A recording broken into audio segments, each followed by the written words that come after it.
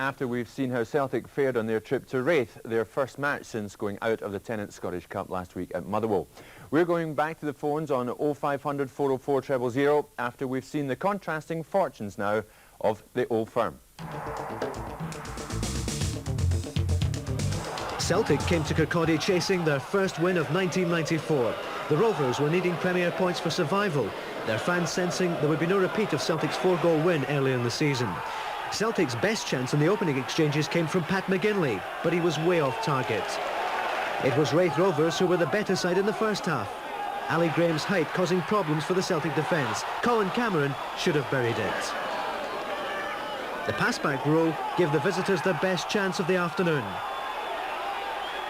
Player manager Jimmy Nicholl playing it back to goalkeeper Scott Thompson, who won't enjoy this moment.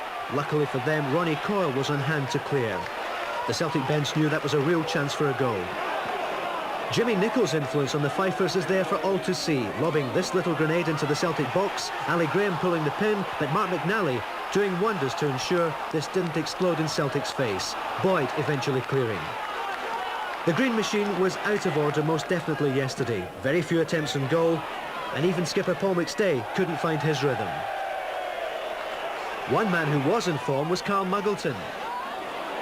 He denied Rovers what looked like a sure thing.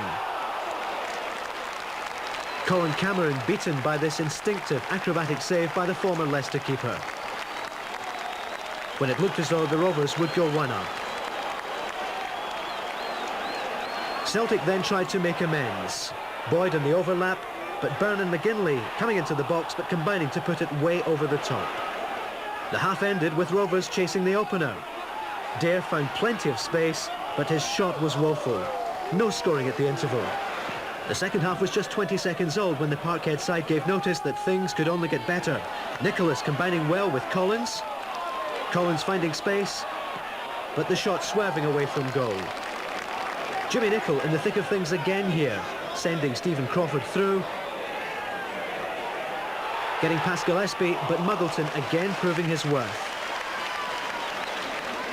And the goalkeeper turned attacker as he set up a scoring chance. The long clearance, the head flick from Boyd, and Frank McAvenny with a great chance, but Scott Thompson smothering the effort.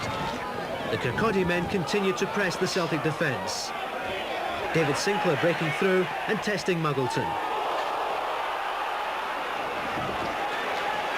Striker Ali Graham, again the scourge of the Celtic defence. But while this kind of finishing would be welcome at Murrayfield, it didn't change the scoreline at Starks Park. David Sinclair again selling Gillespie the dummy, but not troubling Muggleton. Many Celtic fans left Kirkcaldy feeling they'd been denied a penalty. But this highlight shows there was no deliberate handball. Referee Clark was right not to punish Ali Graham and his teammates. He did handle, but there was no intent. The final scoreline 0-0, with the Rovers disappointed not to get a win.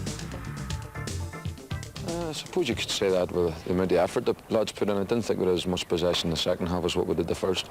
Celtic readjusted at half-time and posed us a few more problems, and we didn't get as much joy the second half as the first. But in saying that, I mean, we had a wee meeting yesterday, and the players know what that was all about, and they've responded great. And any wee doubt I had at all about any of them, I certainly erased that out of my mind, and I couldn't ask for any more.